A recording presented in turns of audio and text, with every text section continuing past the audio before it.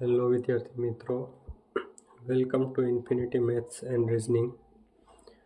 આ વિડીયોમાં આપણે વર્તુળ અને અર્ધવર્તુળનું ક્ષેત્રફળ કઈ રીતે શોધી શકાય તે વિશે માહિતી મેળવશું. વર્તુળ કે જેની ત્રિજ્યા r હોય અને અર્ધવર્તુળ તેની પણ ત્રિજ્યા r. અહીં આપણા r થશે અને આપણા r થશે.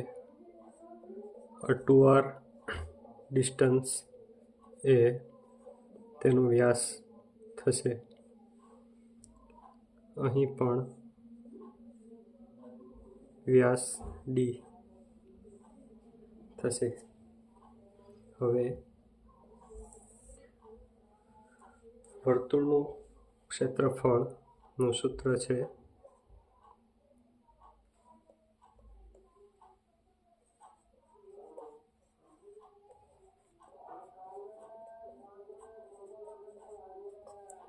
પાઈ r સ્ક્વેર.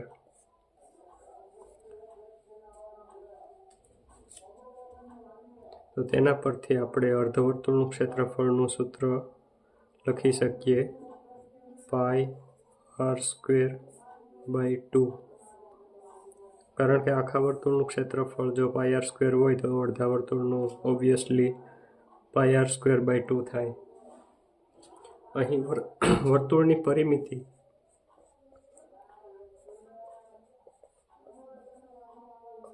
કેટલી થાય?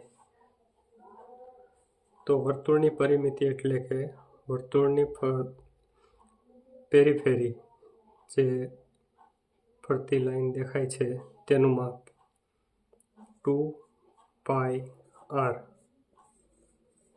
અને અર્ધવર્તુળની પરિમિતિ જોવા જઈએ તો અહીં અડધું વર્તુળ અને આ 2r જેટલું ડિસ્ટન્સ કવર થાય છે. તો અડધું વર્તુળની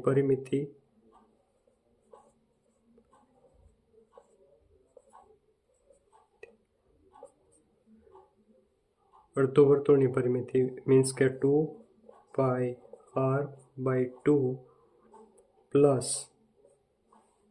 r 2r. અહીં 2 કેન્સલ થાય છે અને આપણને મળે છે પાઈ r પ્લસ 2r. એટલે કે r કોમન કાઢીએ પાઈ પ્લસ 2.